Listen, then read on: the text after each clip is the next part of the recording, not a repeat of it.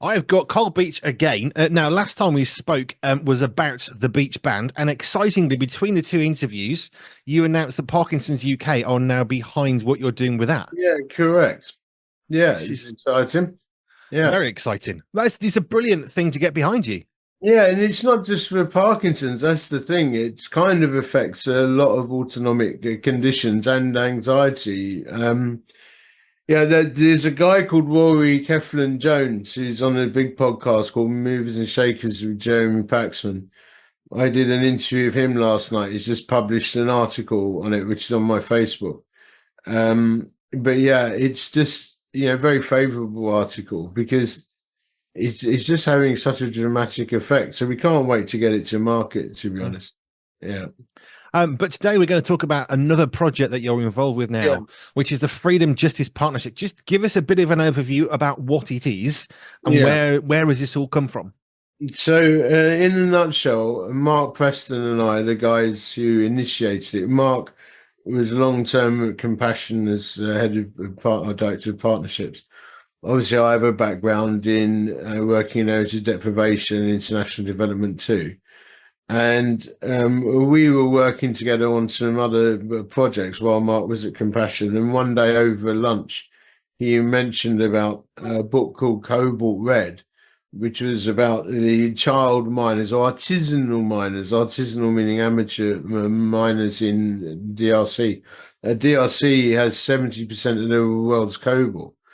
But about 20% of it is surmised to come from illegal amateur mining. And when I say amateur mining, these are huge, sprawling cobalt mines with kids as young as 6 and newborns strapped to mums and working without any safety equipment for a few dollars a day. And the suspicion was that the cobalt that they were mining was getting into the industrial supply lines, for Samsung, Tesla, all the others.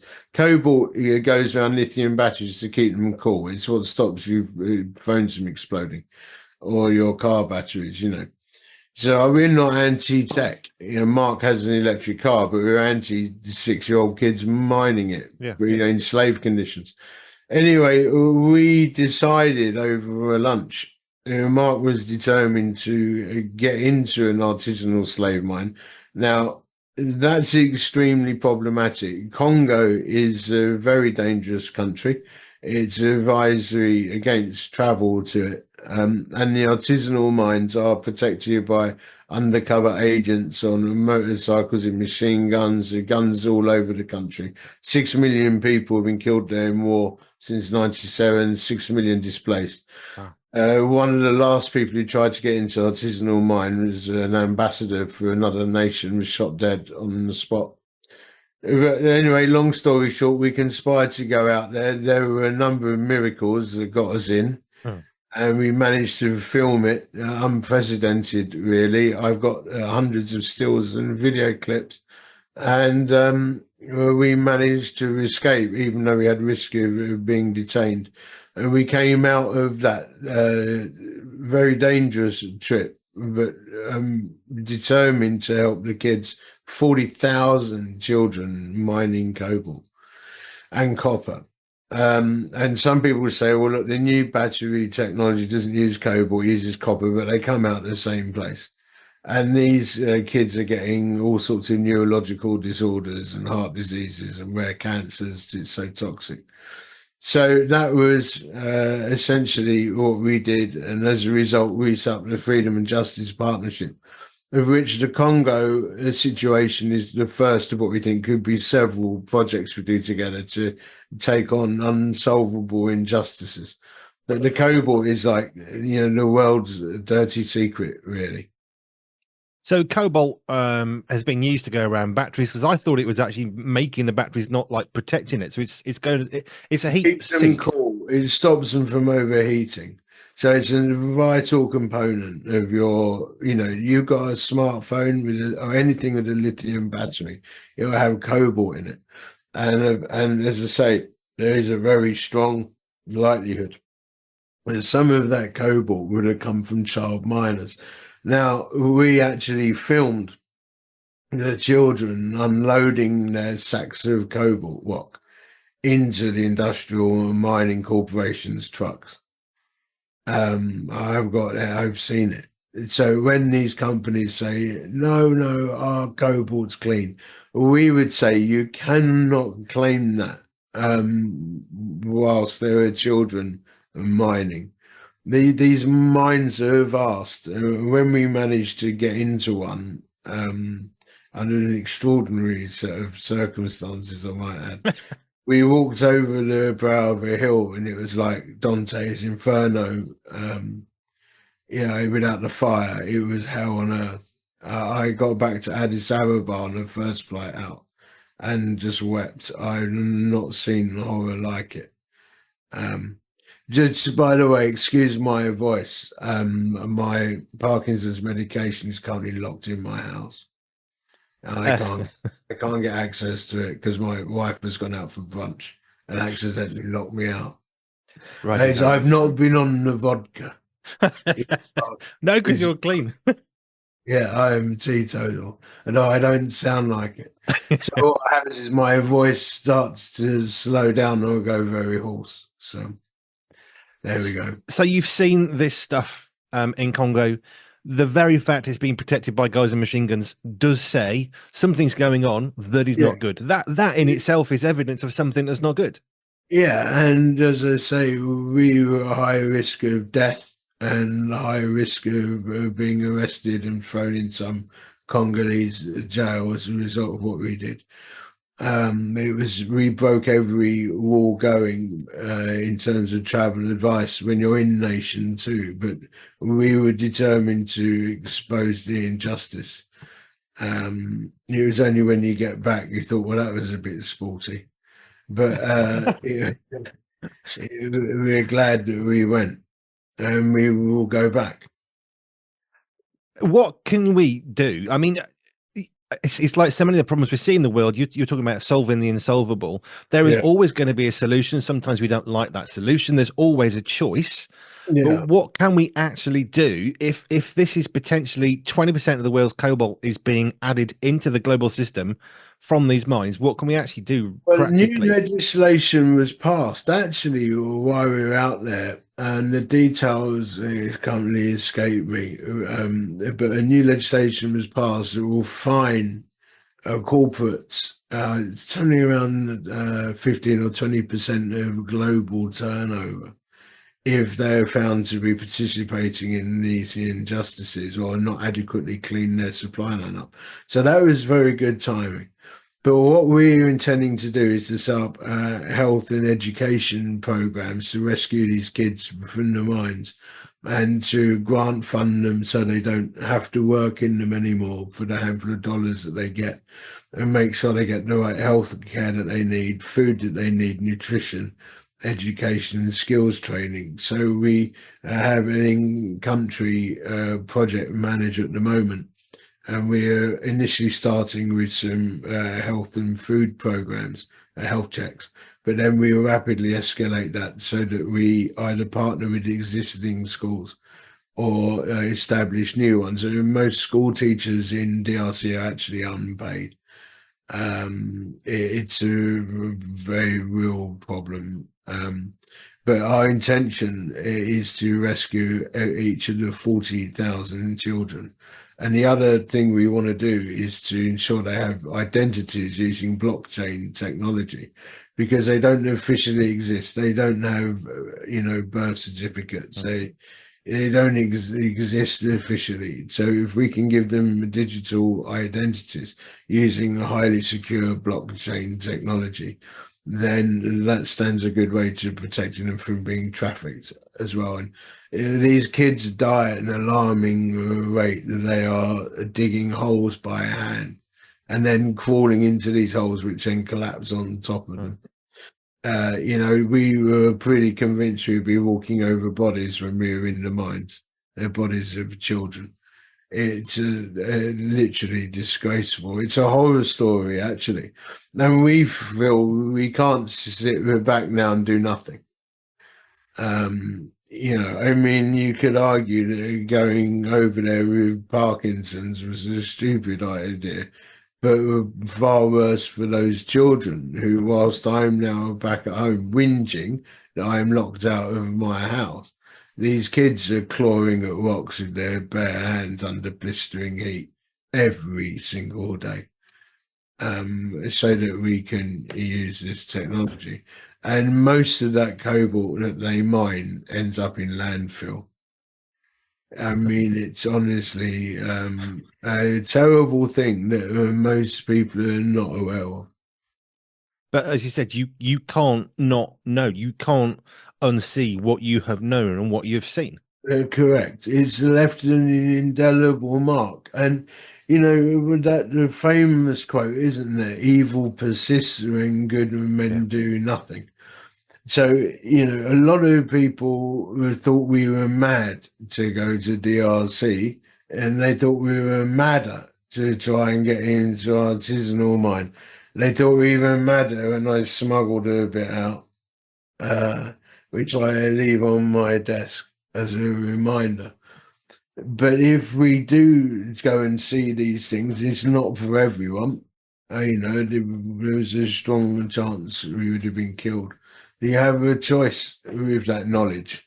You can either wring your hands and say, oh, what an awful thing, or you can invest your life to try and bring justice, which is what we intend to do. I saw someone who was colluding in this evil, laughing at the children as they were clawing at rocks.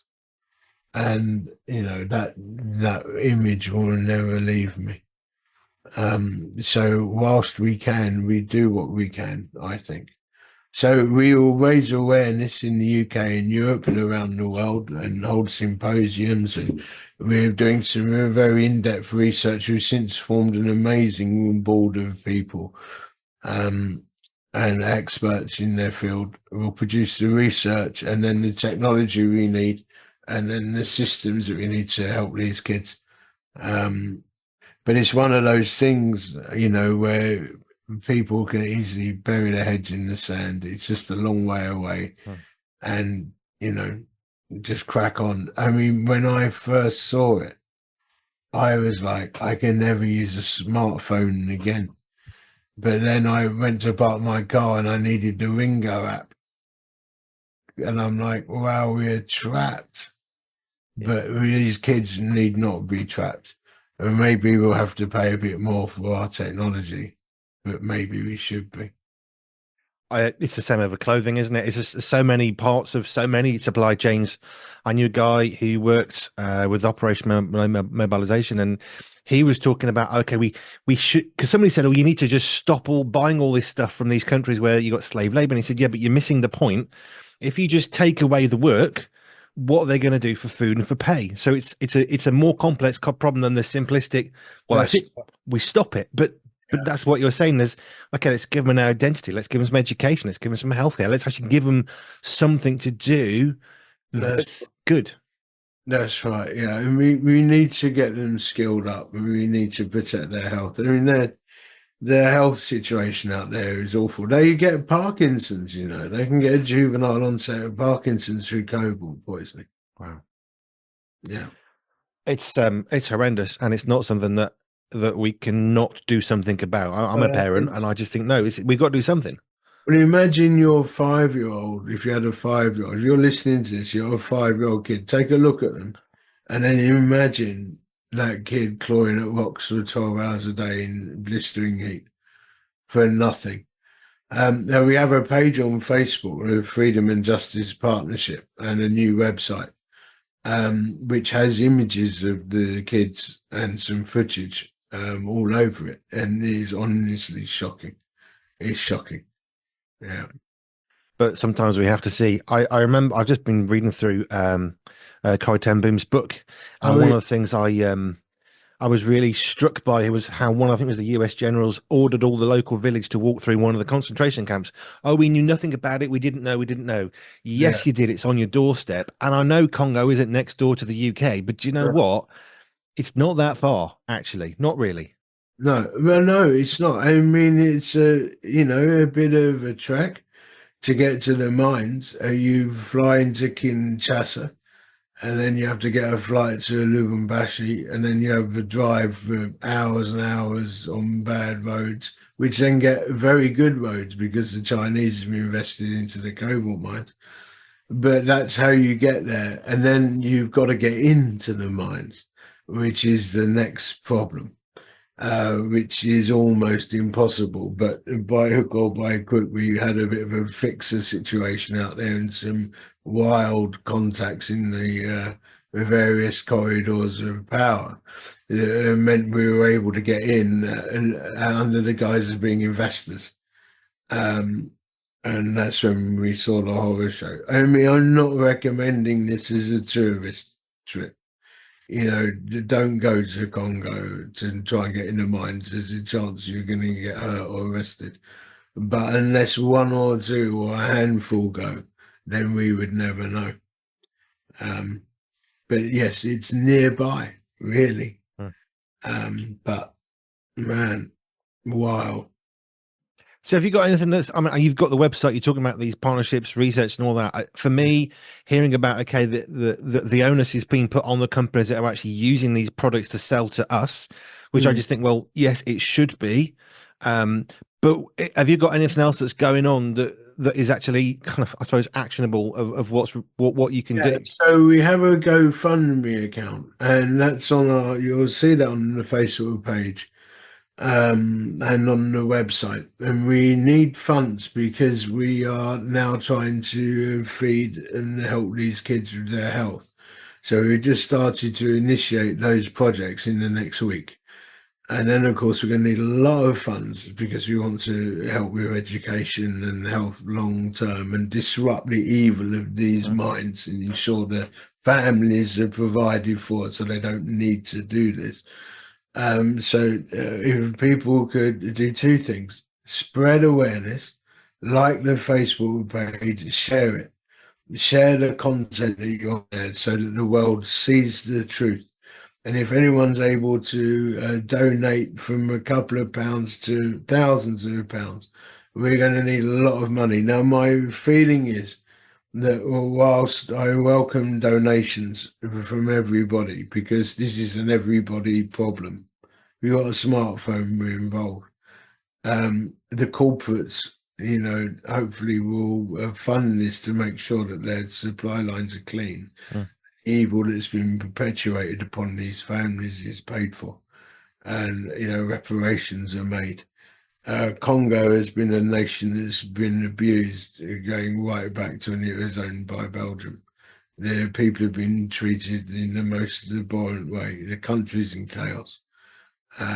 It's desperate when you're out there. You've not seen anything like it. So it needs all of our help, money and awareness. And there will be people in time who've got skills who we can take out there to help build stuff, look after the kids in terms of their health and, you know, all kinds of initiatives that will need to be done. Some collaboratively and some initiated by us. Yeah. There's some things we can do then. If you've got a smartphone in your hand, if you're watching this on a tablet or a computer, laptop, if you're sitting in your car watching this, there's a good chance that somewhere around you right now is cobalt, and it's actually a very good likelihood that some of that cobalt that's keeping you safe was dug out of the ground by kids who were not kept safe. So every one of us can do something, and I just thank you for highlighting this. We'll link to the videos, of course you will. I would perhaps suggest maybe not youngest advised to watch that possibly, but look at it, it's reality, it's truth. There's nothing on there that's gruesome, but it's upsetting deeply. Yeah, but we need to know, and we can either shun our eyes away from it or open our eyes and do something. That's right. Correct. Carl, thank you for what you've done and taking some time. I hope you can get back in the house soon for the loo. Yeah, well, I really need to take some medication or I'm going to start losing my voice. So, thank you, Carl. Right, it's been a pleasure to talk to you again. thank you very much. Cheers, mate.